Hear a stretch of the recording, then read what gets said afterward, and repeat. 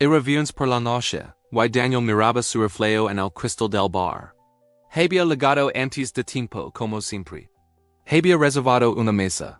Elegido el vino que sabía que a ella le gustaba y se aseguró de que la luz fuera tenue, romántica. Segna la misma dicha letters. Había pensado en cada detalle. Y, como siempre, estaba solo esperando. Lucía llegaba tarde otra vez. No porque no pudiera ligar, sino porque le gustaba hacerlo esperar. Lo había notado hacía tiempo, pero se negaba a aceptarlo. Cada minuto que pasaba, su ansiedad crecía, y su corazón latía más fuerte. No de amor, sino de costumbre. De miedo a perder algo que ya no era suyo. Cuando finalmente entró al bar, su presencia llenó el aire. Lucía era el tipo de mujer que no pasaba desapercibida. No por su belleza, sino por la energía que la rediba. Era fuego envuelto en calma, una tormenta que sonreía como si el caos fuera un secreto placentero. Perdem, me entretuve con unas amigas, dio sin remordimiento mientras lo besaba en la mejilla. Daniel sonrió, como si eso bastara. No pasa nada, murmuró. Y ahí estaba su error. Siempre perdonaba todo. Siempre entendía todo. Siempre cedía letras. Durante la cena, Lucia habló de sí misma. De sus sueños, de sus problemas, de su ex. Daniel escuchó. Asintió. Intentó comprender. Pero cada palabra que ella decía era un recordatorio. Ella no quería paz, quería emoción. A veces siento que tú eres demasiado bueno, dijo Lucía, mirándolo con una mezcla de ternura y aburrimiento. ¿Demasiado bueno? ¿Eso es malo? Preguntó él, riendo con suavidad. No se respondió ella. Tal vez, no sé cómo manejarlo. Y se no sé. Mientras la lavaba a casa, ella se despidió con un beso rápido y un te amo mañana, que no sonaba real.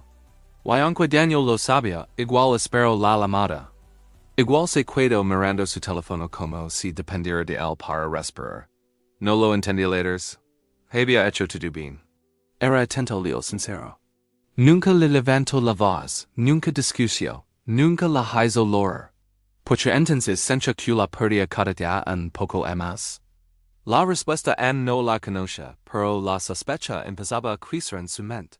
Tal vez algunas mujeres no saben amar a los hombres buenos. Porque los hombres buenos les muestran el reflejo de lo que no pueden ser.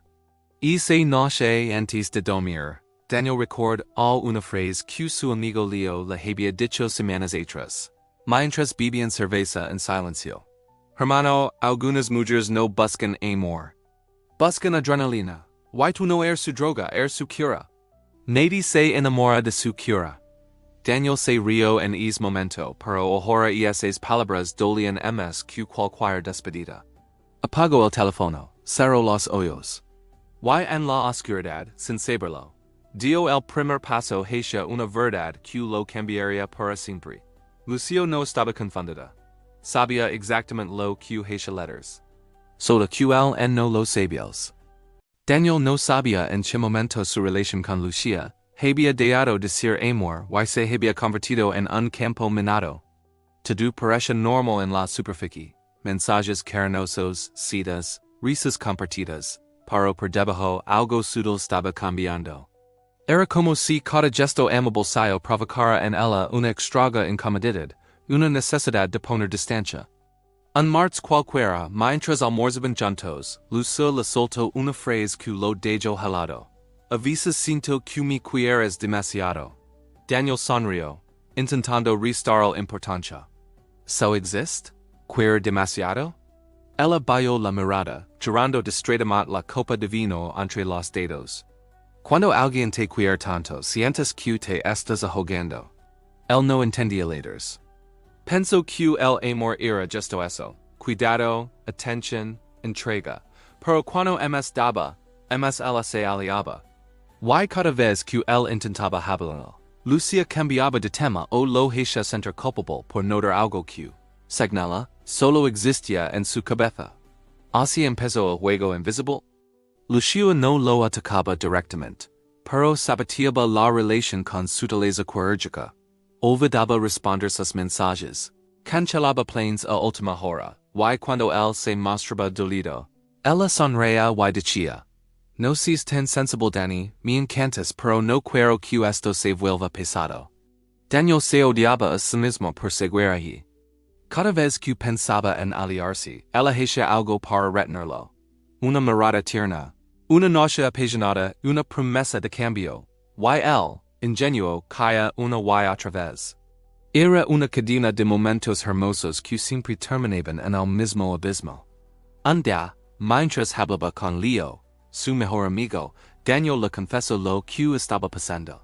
Es como si no pudiera hacerla feliz, no importa lo que haga. Leo lo miró con una mezcla de pena y dureza. No puedes curar a alguien que se haya propósito, hermano. ¿Qué quieres decir? Algunas mujeres se sabotean porque no saben vivir en paz. El drama es su zona segura. Si tú no les das caos, lo creen ellas mismas. Las palabras quedarán flotando en el aire como un eco doloroso. Daniel quiso negarlas, pero en el fondo sabía que había verdad en ellas. Lucía había tenido relaciones caóticas antes de él. Había sufrido, sí, pero también había aprendido a sobrevivir en el caos. Y ahora que tenía algo sano, algo estable. Su mente no sabía qué hacer con eso. La calma la asustaba más que la tormenta. Esa noche, al llegar a casa, encontró a Lucía mirando viejas fotos en su celular. En la pantalla, Daniel reconoció a su ex. ¿En hablas con él? Preguntó con voz temblorosa. Solo somos amigos, respondió ella sin levantar la vista. No te pongas celoso. Daniel no respondió. Pero algo dentro de él se quebró. Durante días fingió que todo estaba bien. Seguía siendo el hombre atento, el que escuchaba, el que perdonaba, pero empezó a observar. Y lo que vio lo destruyó lentamente. Lucía no solo hablaba con su ex. Se alimentaba del conflicto que eso creaba. Cuando él se mostraba herido, ella lo consolaba con ternura, y al hacerlo, se sentía poderosa. Era un ciclo enfermizo. Ella provocaba el daño y luego se convertía en su cura. Y él, prisionero de su propio amor, seguía cayendo. Una noche, después de una discusión, Daniel lo vio llorar por primera vez. No sé qué me pasa, Salazaba. Tú eres perfecto, y eso me asusta. Él le abrazó, creyendo que por fin la entendía líderes. Pero mientras la tenía entre sus brazos, notó una sonrisa fugaz en sus labios, apenas perceptible, como si el caos le resultara familiar, incluso placentero. Y entonces lo entendió. Lucía no buscaba amor, buscaba validación. No quería un hombre bueno, quería un espejo que reflejara su poder. Y esa noche, Daniel se dio cuenta de algo en más oscuro. Ella no lo destruía por maldad, sino por necesidad. Porque algunas mujeres sabotean a los hombres buenos no porque no los valoran, sino porque su paz les recuerda su propio desorden. Y en el silencio que seguió a ese pensamiento, Daniel sintió por primera vez miedo. No de perderla, sino de perderse a sí misma. Daniel comenzó a notar los pequeños hilos invisibles que lo ataban a luchaletas. No eran cadenas visibles, sino gestos, silencios, culpas bien colocadas. Ella no lo obligaba, lo guiaba. No lo retenía, lo hacía creer que él elegía cuidarse. Una tarde, mientras discusión por algo trivial, una llamada no contestada, una cena cancelada, Lucía cambió repentinamente de tono. Sus ojos, antes dulces, se llenaron de lágrimas. ¿Ves lo que haces? Susurró. Siempre terminas haciéndome sentir que no soy suficiente. Daniel quedó paralizado.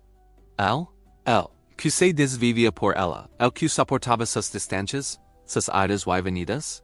Pero, en ese instante, ella lo abrazó y lloró en su pecho, repitiendo que lo amaba, que no quería perderlo, que solo necesitaba sentirse segura. Y una vez más, él se quebró.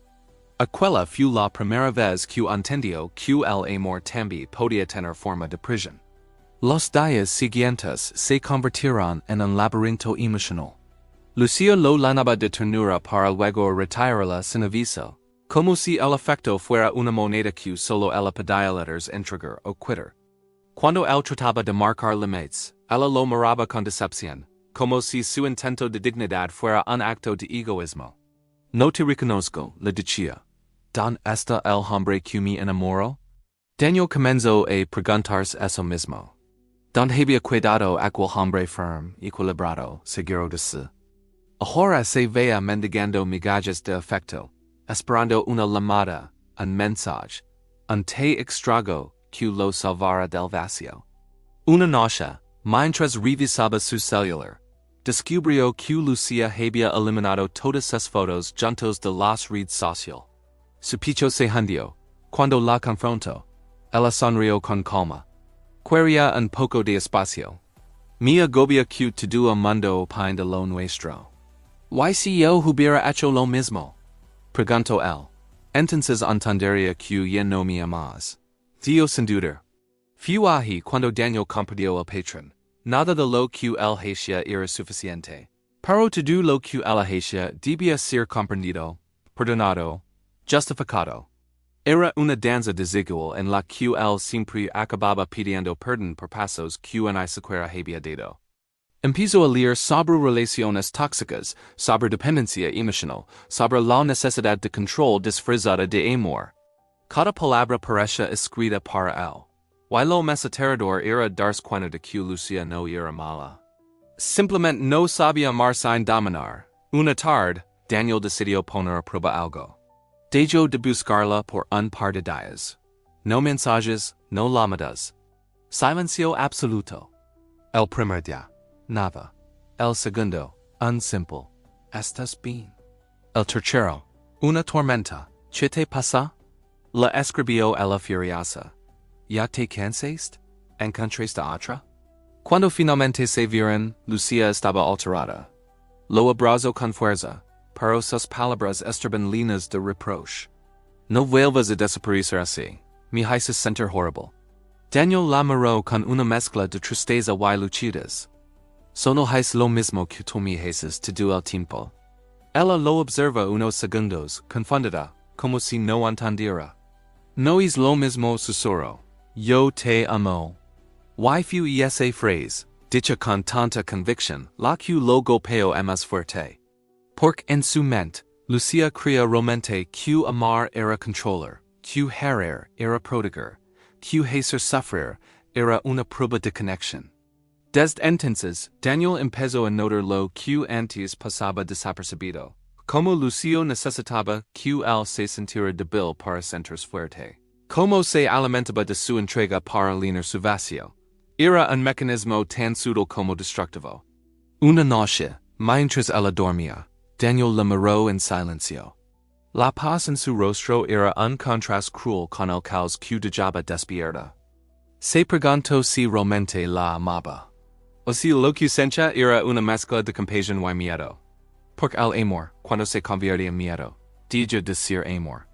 Y mientras el reloj marcaba las 3 de la madrugada, Daniel entendió algo que lo estremeció. Lucía no lo saboteaba por placer, sino por supervivencia. Había crecido en un mundo donde ser amada significaba ser necesaria. Y ahora, si él no la necesitaba, su identidad se desmoronaba. Pero Daniel empezaba a necesitar algo más que ella. Necesitaba respirar.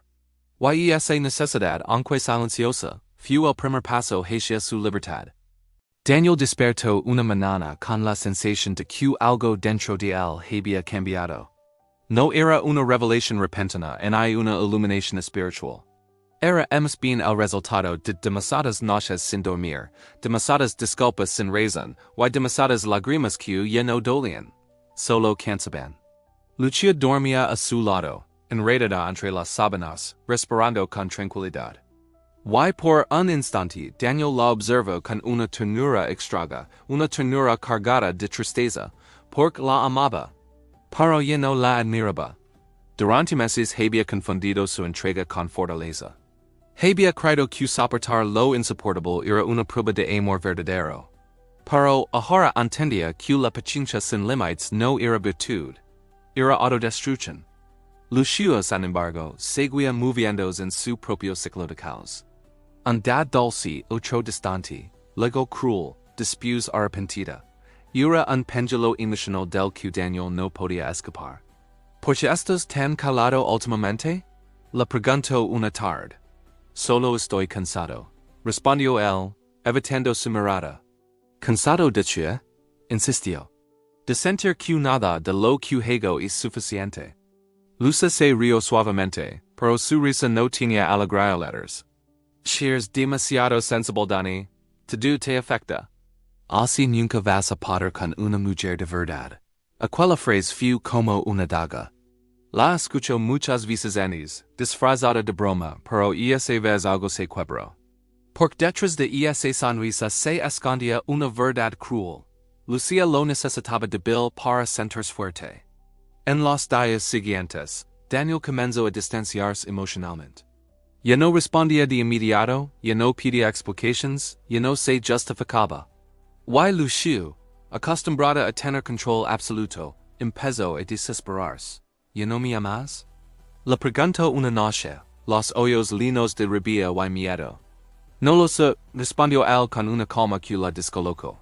Creo que solo estoy empezando a amarme a mí. Lucia lo miró como si hubiera escuchado una traición.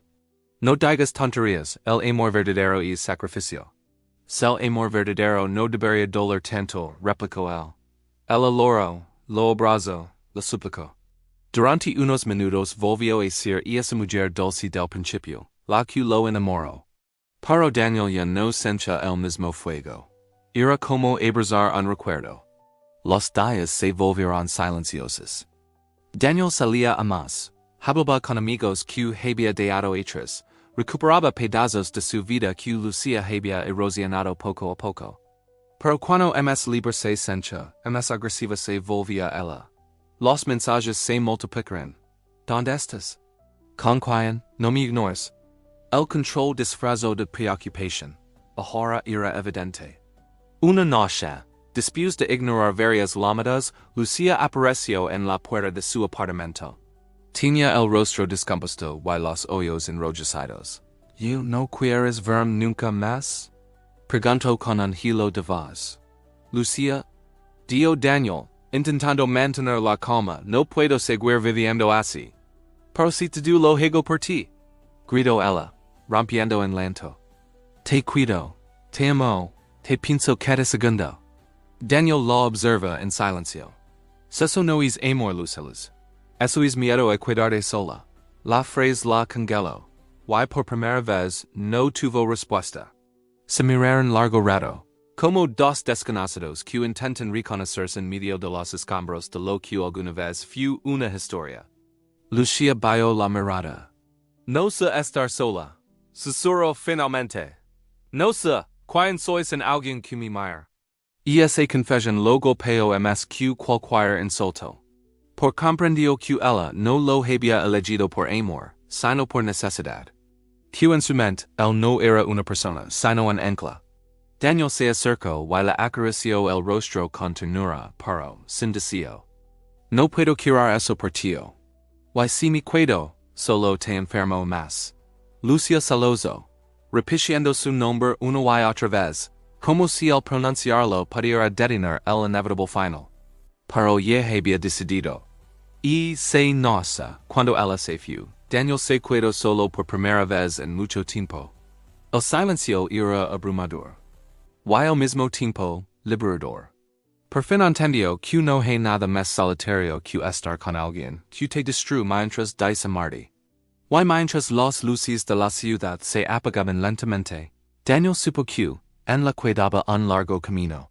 Reaprender a estar solo sin sentirse vacío, y amar sin necesitar ser salvador.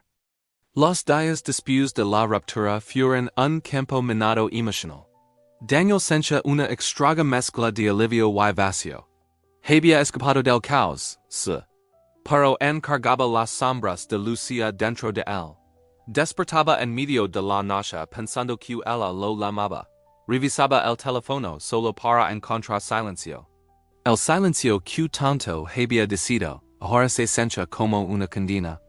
Era el eco de una costumbre que lo había consumido. Amar a quien no sabía amar. Durante semanas, su mente fue un laberinto de contradicciones. Recordaba los buenos momentos y se preguntaba si había exagerado. Tal vez fue demasiado frío al final, pensaba. Quizás podría haberla ayudado. pero cada vez que esas dudas lo arrastraban, su memoria respondía con las imágenes que había intentado olvidar, los gritos, las manipulaciones, la culpa disfrazada de ternura. Poco a poco, Daniel entendió que la verdadera batalla no era contra los cielators, era contra la parte de sí mismo que necesitaba ser necesitado. Había confundido ser bueno con ser débil. Había creído que amar significaba aguantarlo todo. Y ahora lo comprendía con una claridad dolorosa. No puedes salvar a quien no quiere ser libre. Un día, mientras tomaba café en silencio, recibió un mensaje inesperado. Era de los cielators. Te extrago. Nadie me entiende como tú. El corazón le dio un vuelco. Durante unos segundos sintió la tentación de responder. Pero respiró hondo y dejó el teléfono sobre la mesa. Sabía que detrás de esas palabras se escondía el mismo ciclo. Promesas, culpa, reconciliación, y después destrucción. Sin embargo, Lucio no se rindió fácilmente. Los días siguientes, sus mensajes se volvieron más insistentes. Sé que también me extragas. Podemos intentarlo de nuevo. Esta vez será diferente. Y cuando el silencio no dio resultados, cambió de táctica. Eres un egoísta. Después de todo lo que has por ti, me tratas como basura. El veneno volvió a gatear lentamente, disfrazado de amor herido. Daniel se dio cuenta entonces de algo escalofriante. Lucio no buscaba amor, buscaba control. Necesitaba sentirse necesario, aunque fuera desde el dolor. Y él había sido su espejo, el reflejo donde podía proyectar su vacío y sentirse viva por un instante. Así que hizo lo más difícil que un hombre puede hacer cuando ama desde la herida, no responder. Los días se transformaron en semanas, y el silencio se volvió su escudo. Cada vez que resistía la tentación de volver, sentía una parte de sí mismo fortalecerse. Descubrió placeres que había olvidado, leer sin interrupciones, caminar sin ansiedad, reír sin miedo. El mundo, que antes giraba en torno a ella, ahora comenzaba a girar en torno a su propia paz. Una tarde, en un parque, se encontró con una vieja amiga Sofieli. Ella lo observa con atención y sonrió. ¿Te ves diferente, Dio? ¿Diferente cómo? Preguntó él. Libra. ¿Cómo se ofen respirares? Daniel sonrió también, pero en sus ojos había un destello de tristeza. A veces la libertad duele más que la prisión. Sí, respondió Sofía, pero al menos en la libertad el dolor te pertenece. Y esa conversación lo marcó. Comprendió que había estado viviendo preso de una ilusión, confundiendo intensidad con amor y dependencia con conexión. Lucio le había mostrado sus límites, pero también le había enseñado donde empezaba su dignidad. Esa noche, al llegar a casa, abrió un cuaderno y escribió: No fui ella la que me destruyó. Fui yo quien permitió que su vacío se alimentara del mío. Loro en silencio. No por tristeza, sino por purificación. Era como si, al fin, estuviera exorcizando los fantasmas del pasado. Porque entendió algo que muchos hombres jamás aceptan. Ser bueno no te hace débil. Lo que te debilita es ser bueno con quien confunde bondad con servidumbre. Y así, entre lágrimas y palabras, Daniel comenzó a reconstruirse. Ya no desde la necesidad de ser amado, sino desde el amor propio que nunca había conocido. El silencio volvió a su vida, pero ahora era distinto. Ya no era vacío. Era paz. Y mientras apagaba la luz esa noche, se dio cuenta de algo esencial. A veces perder a una mujer es la única forma de encontrar a ti mismo. Pasaron meses. La vida de Daniel se había estabilizado. Había vuelto al trabajo con energía. Retomó viejas amistades y por primera vez en ecos, sentía que podía mirar al futuro sin miedo. Pero a veces, en medio del silencio de la noche, su mente lo traicionaba. Escuchaba su voz, recordaba sus ojos. Porque aunque había sanado, algunas cicatrices no desaparecen, solo aprenden a no doler. Un día, mientras esperaba su café, la vio, Lucelators, estaba sentada sola, con la mirada perdida, revolviendo una taza de liters. Lavaba la misma chaqueta de cuero que solía usar cuando salían juntos, pero algo en su rostro había cambiado. Había cansancio. Había soledad. Era como si su propio fuego la hubiera consumido por dentro. Daniel dudó un instante. Podía haber ido sin decir nada, pero en lugar de eso se acercó lentamente. Ella levantó la mirada, sorprendida, y durante unos segundos ninguno de los dos dio nada. Solo el ruido lejano de las tazas llenó el silencio. No esperaba verte, dijo ella finalmente, con una voz más suave que nunca.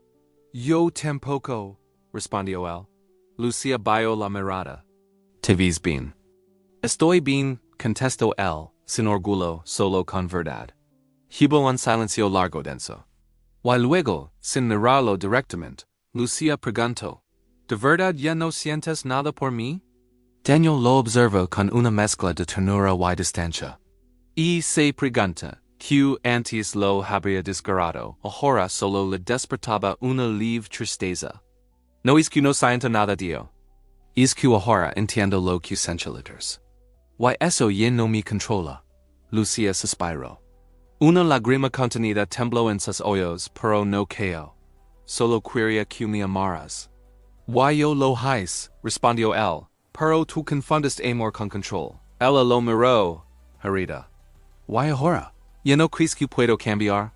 No lo sé, dijo Daniel con calma. Pero ya no es mi tarea averiguarlo. Y esa frase la rompió a más que cualquier grito, a más que cualquier adiós. Era el golpe silencioso de la verdad que no deja espacio para el autoengaño. Lucía intentó sonreír, pero la máscara se desmoronó. Siempre pensé que tú no podrías vivir sin mí. Daniel sostuvo su mirada. Durante un tiempo, eso fue cierto. Pero ahora entiendo que solo estaba sobreviviendo dentro de ti. Y eso no era vida. Ella apartó la vista. Por primera vez, por esa pequeña letters. No por debilidad, sino por la grandeza que finge tener se desvanece frente a la serenidad de alguien que ya no necesita demostrar nada. Te deseo paz, dijo él finalmente. Y se marcó. Lucía se quedó allí, sola, mirando su reflejo en la ventana del café. Por primera vez, vio con claridad que el vacío que siempre había querido llenar en los demás era el suyo propio. Y mientras Daniel se aliaba, ella entendió el precio de su propio juego. Había confundido amor con poder, afecto con manipulación, cercanía con posesión. Y ahora, el silencio que él la había dado no era castigo, era espejo. Y esa noche, Daniel caminó sin mirar atrás. El viento frío le golpeaba el rostro, pero dentro de él había calma. Por comprendió que el verdadero ser no liga cuando la otra persona pide perdón, sino cuando uno sientas la necesidad de escucharlo. Mientras miraba al horizonte, pensó en todo lo que había vivido. Y una sonrisa leve se dibujó en su rostro. No era rencor. Era libertad. Porque en el fondo entendió algo que cambió su visión del amor para siempre. A veces, amar demasiado a alguien roto termina rompiendo de ti. Pero cuando eliges soltarte, no estás abandonando al otro. Estás eligiendo no abandonarte a ti mismo. Y esa fue su redención. No la venganza, no el olvido, sino la reconciliación con su propio corazón. Y esa noche, antes de dormir, Daniel escribió su última línea en el cuaderno. Ya no la culpo. Solo agradezco haber despertado. Y por primera vez en mucho tiempo, dormió sin sueños. Porque la paz, cuando liga de verdad, no necesita ser sacada. Solo vivida.